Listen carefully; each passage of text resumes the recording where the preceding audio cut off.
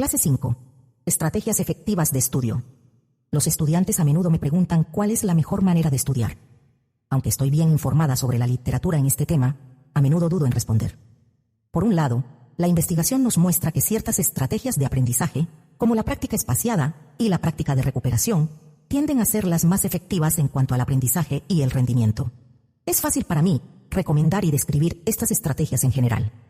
Distribuye tu estudio a lo largo del tiempo y practica recordar la misma información varias veces sin depender de ayudas externas. Sin embargo, cuando se trata de describir específicamente qué hacer y cómo hacerlo, por ejemplo, cómo autoevaluarte exactamente o cómo ensayar la información y a qué profundidad, la respuesta es más complicada. La efectividad de cualquier estrategia y la medida en que ciertas estrategias son incluso necesarias siempre depende de cómo se aplican y en qué contexto. Las mismas estrategias que funcionan para aprender matemáticas pueden ser diferentes de las necesarias para dominar la carpintería o analizar con éxito una pieza de literatura. Las estrategias de memorización superficial que conducen al fracaso en un contexto pueden ser suficientes para el éxito en otro.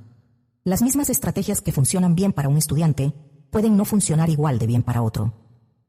Es difícil para mí dar consejos específicos de estudio sin conocer las respuestas a algunas otras preguntas, como ¿qué estás estudiando? ¿Cómo serás evaluado? ¿Cuáles son tus objetivos personales de aprendizaje y rendimiento? En lugar de pensar en estrategias de estudio efectivas como una prescripción para el aprendizaje, probablemente sea mejor pensar en ellas como una caja de herramientas para el aprendizaje.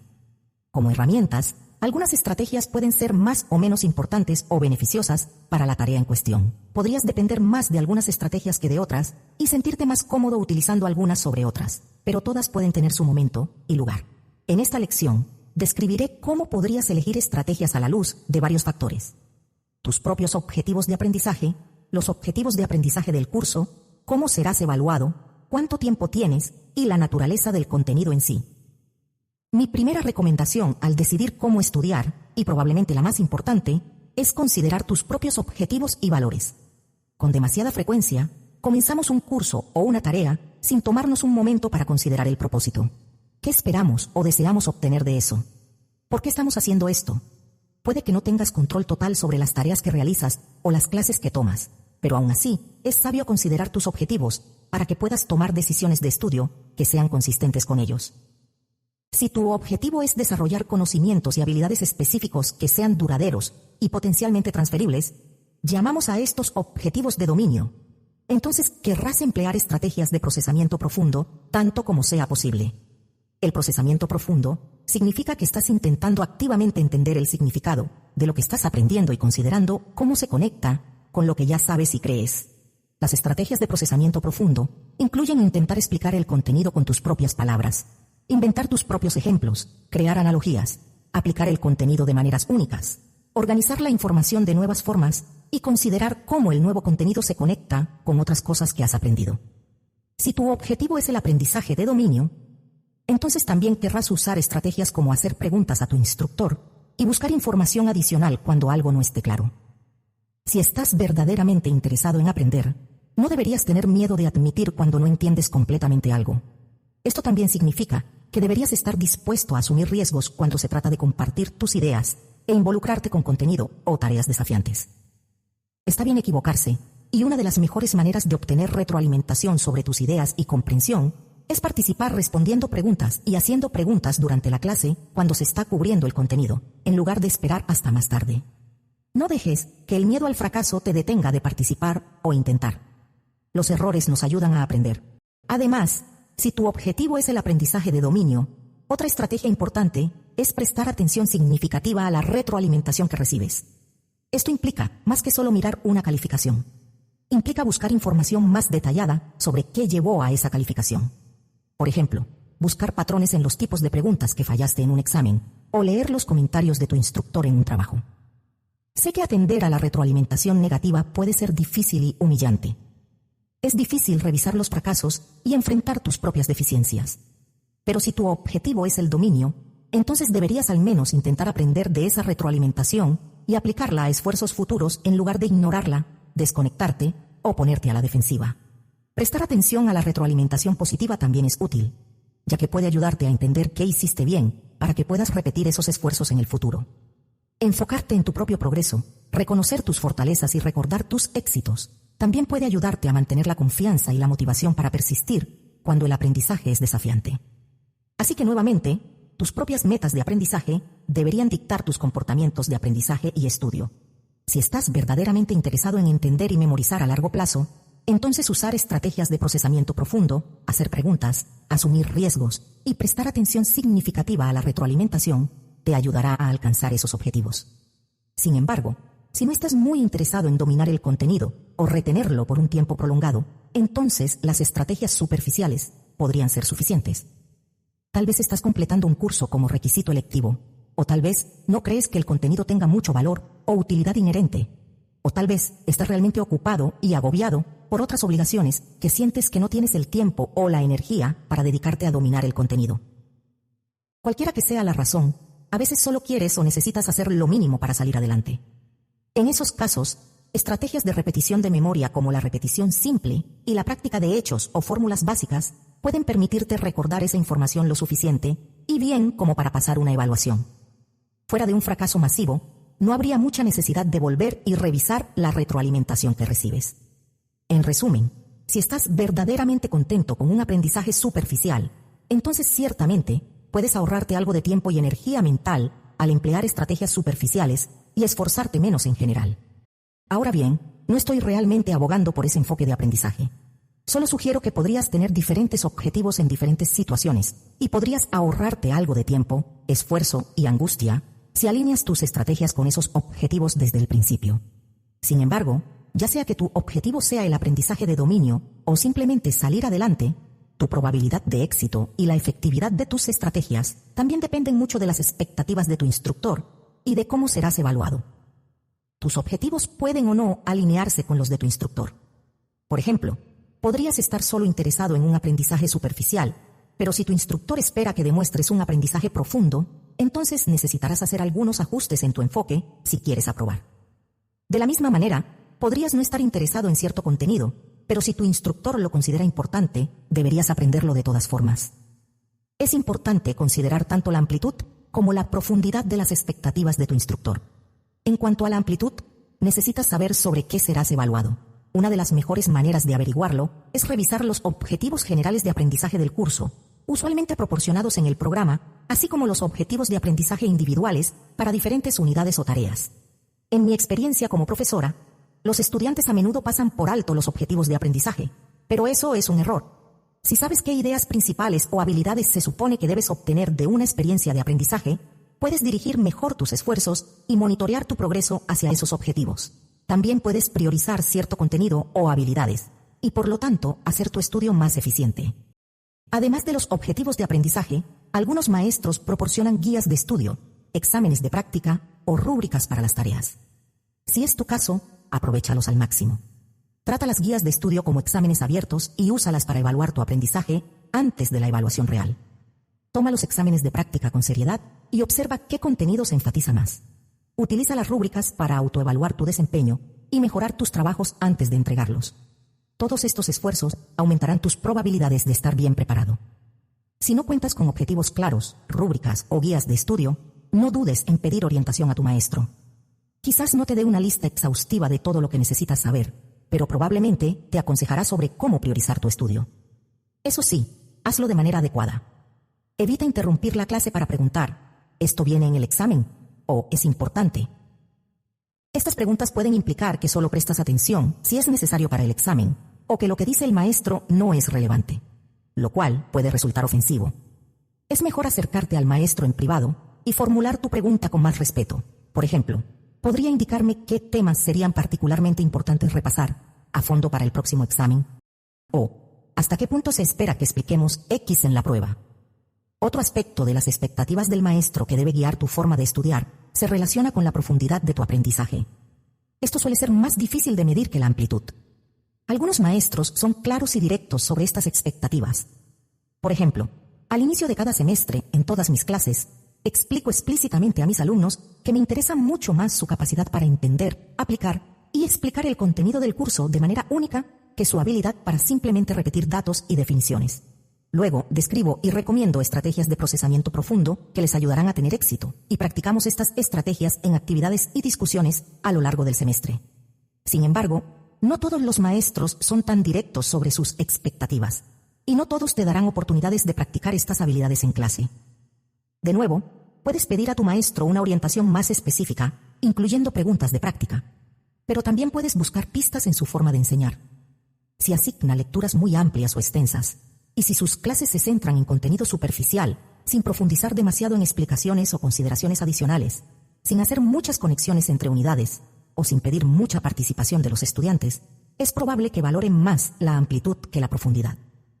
En estos casos, las estrategias básicas de estudio y las técnicas de memorización podrían ser tu mejor opción, especialmente si se espera que conozcas una gran cantidad de información a la vez.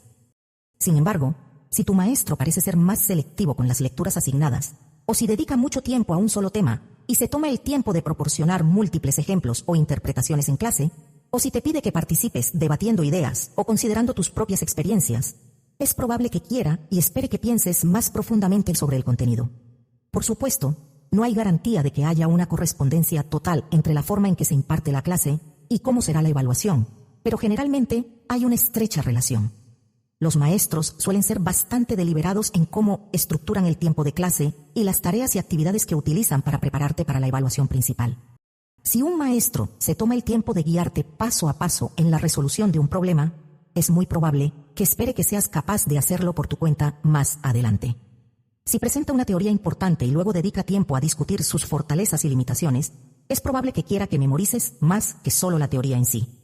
En esos casos, necesitas estudiar utilizando los mismos tipos de estrategias de procesamiento profundo que ya hemos cubierto.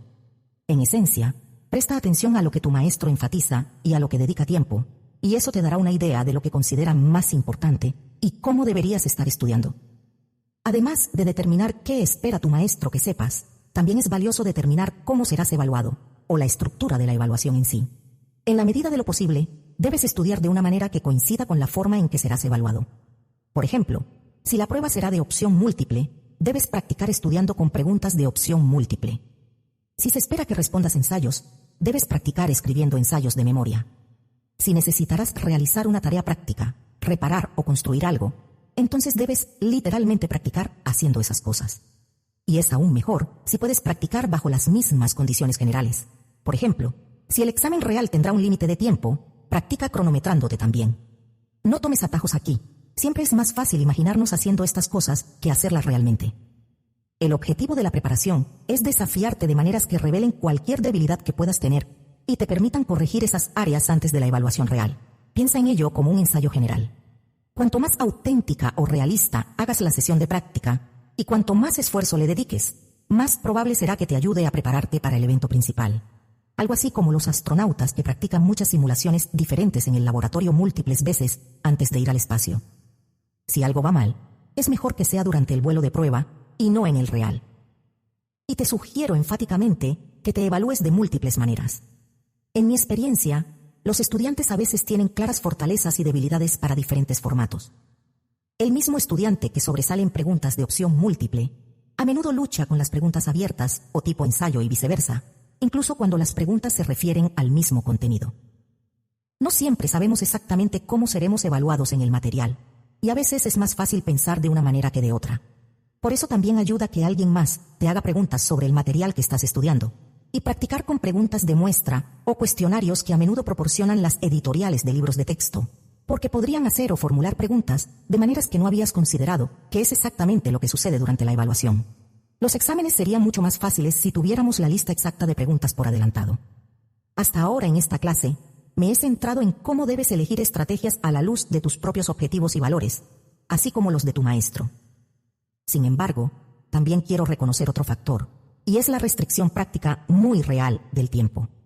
Los objetivos de aprendizaje son importantes, pero al mismo tiempo, tenemos que equilibrar estas expectativas con las realidades de nuestras situaciones.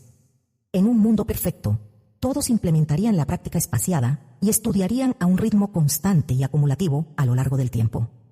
Sabemos que esto es lo más beneficioso para el aprendizaje y el rendimiento. Como exestudiante y actual profesor universitario, entiendo que todos tenemos una variedad de prioridades. Ya sea por procrastinación, emergencias o simplemente por estar ocupados, todos nos atrasamos a veces. Somos humanos. Puedes comenzar con las mejores intenciones, pero las cosas pasan. Muchas investigaciones demuestran que la mayoría de las personas son malas para estimar el tiempo. Esto se conoce como la falacia de planificación. En pocas palabras, la mayoría de las personas tienden a subestimar la cantidad de tiempo que les llevará a completar una tarea. No recordamos con precisión cuánto tiempo nos llevó completar tareas similares en el pasado. Asumimos optimistamente que no encontraremos complicaciones que puedan causar retrasos. En otras palabras, tendemos a planificar para el mejor escenario posible. Podemos combatir esta tendencia al incorporar deliberadamente tiempo para retrasos, lo que puede implicar, por ejemplo, comenzar a estudiar antes de lo que creemos necesario y programar más sesiones de estudio de las que pensamos que necesitamos.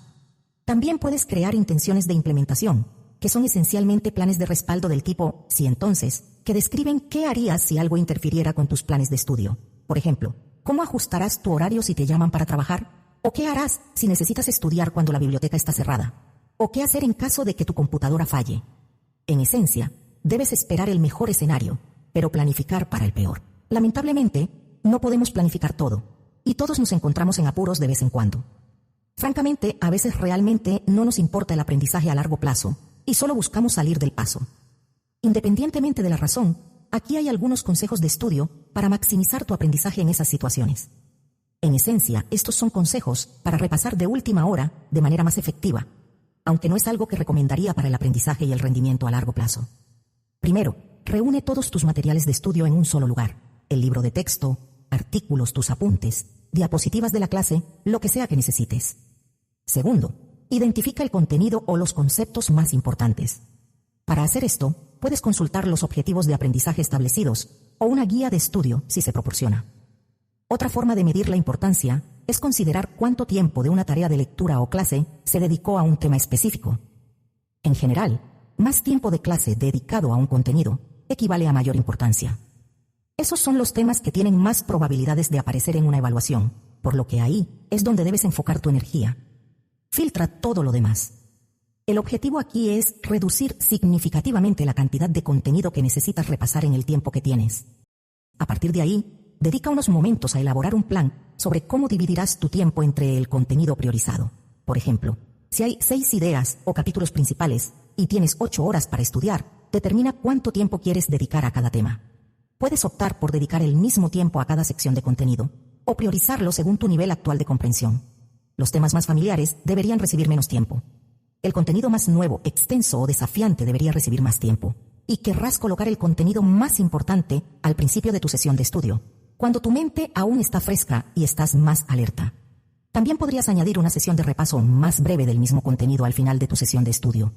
De esta manera, puedes aprovechar los efectos de primacía y recencia, que son hallazgos de investigación demostrados que indican que recordamos mejor la información al principio y al final de las sesiones de aprendizaje que la información en el medio.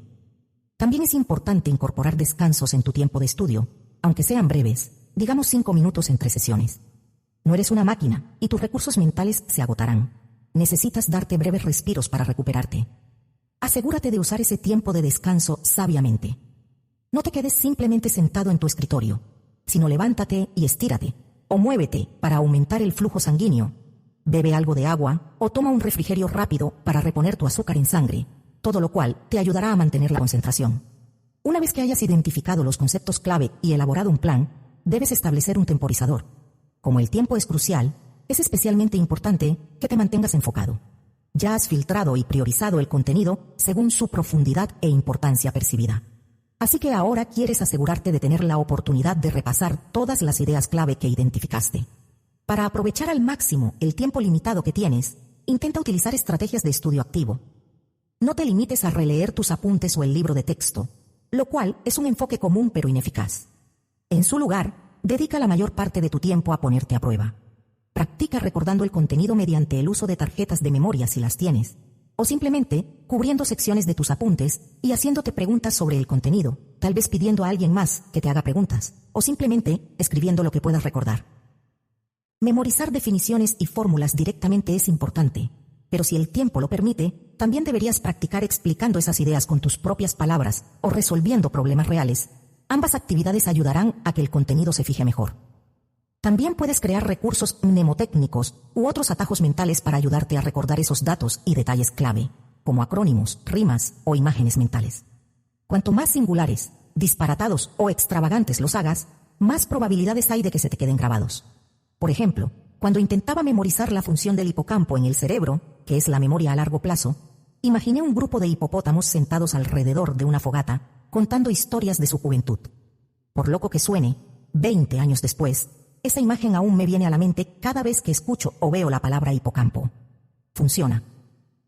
Finalmente, una vez que hayas terminado tu sesión de estudio intensivo y llegue el momento de la evaluación, te recomiendo que hagas 2 cosas. Primero, respira profundamente varias veces. El estudio intensivo suele ser una experiencia estresante, lo que contribuye a la ansiedad mental y la tensión física. Ambas pueden distraerte y dificultar el recuerdo. Así que tómate unos momentos para cerrar los ojos y concentrarte en tu respiración para ayudar a calmar tu mente y cuerpo antes de que comience el examen. Segundo, una vez que comience la evaluación, haz un rápido volcado mental. Tan pronto como recibas el examen, tómate unos momentos para anotar en los márgenes cualquier información que probablemente necesites saber pero temas olvidar. Por ejemplo, anota términos clave, ecuaciones, fechas o cualquiera de los acrónimos que creaste. Sin embargo, no dediques más de un par de minutos a esto. Es probable que el mero acto de escribirlos te ayude a recordarlos, y puede que no necesites consultar estas notas, pero también pueden ser pistas útiles más adelante. Recuerda, el estudio intensivo en sí no es muy útil para el aprendizaje o el rendimiento a largo plazo, pero a veces puede ser efectivo para el rendimiento a corto plazo cuando estás en apuros o cuando simplemente no estás interesado en el contenido. Pero ese punto también refuerza la necesidad de considerar tus estrategias en relación con tus propios valores y objetivos, que es donde comenzamos esta clase.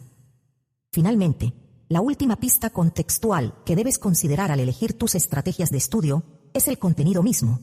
Comprender e incorporar estrategias amplias basadas en la investigación, como la práctica de recuperación y la práctica espaciada, en tu rutina de estudio es un primer paso útil. Sin embargo, también es importante darse cuenta de que lo que realmente haces durante esas sesiones de estudio puede variar dependiendo de la materia o el contenido específico que estés aprendiendo. De nuevo, la mejor manera de estudiar para una clase de matemáticas puede ser diferente a la mejor manera de estudiar para una clase de inglés. Incluso dentro de la misma clase de inglés, la forma en que abordas el estudio de la poesía puede ser diferente a la forma en que deberías abordar los textos no ficticios o narrativos. De manera similar, una herramienta como las tarjetas de memoria puede funcionar bien para memorizar cierto contenido, como hechos básicos, fórmulas o términos, pero generalmente sería menos efectiva cuando se trata de resolver problemas reales o realizar habilidades técnicas. Está fuera del alcance de esta clase proporcionarte consejos de estudio detallados para cada materia, pero considera esto como un recordatorio simple pero importante de la necesidad de ser flexible y estar dispuesto a probar diferentes métodos de estudio, así como un recordatorio del valor de pedir consejo específico a tu instructor. En resumen, cuando alguien me pregunta ¿cómo estudio?, mi consejo general es recomendar la práctica de recuperación y la práctica espaciada, porque mucha investigación sugiere que promueven la comprensión y la retención. Pero en realidad, estudiar es un poco más complicado que eso. Si la persona con la que estoy hablando está dispuesta a tener una conversación más larga y matizada, generalmente trato de recopilar más información haciéndoles preguntas como ¿para qué estás estudiando? ¿Cuál es tu objetivo personal de aprendizaje? ¿Qué espera tu instructor de ti? ¿Cómo se te evaluará? ¿Y cuánto tiempo tienes? A partir de ahí, puedo dar consejos más afinados que probablemente se adapten a sus necesidades. La ciencia cognitiva nos ha enseñado mucho sobre cómo aprenden las personas, y la investigación nos muestra qué estrategias tienden a funcionar mejor que otras. Sin embargo, la eficacia de cualquier estrategia depende en última instancia de cómo se aplique y bajo qué condiciones. Las personas tienden a quedarse con estrategias pobres o simplemente aceptables porque lleva tiempo y energía a aprender y experimentar con estrategias nuevas y diferentes. Pero si estás dispuesto a pensar cuidadosamente en ello y probar diferentes estrategias, te darás cuenta de que hay mejores herramientas para diferentes trabajos. Ser flexible y selectivo en el uso de tus estrategias tiene más probabilidades de llevar al éxito y la satisfacción en una amplia gama de situaciones de aprendizaje.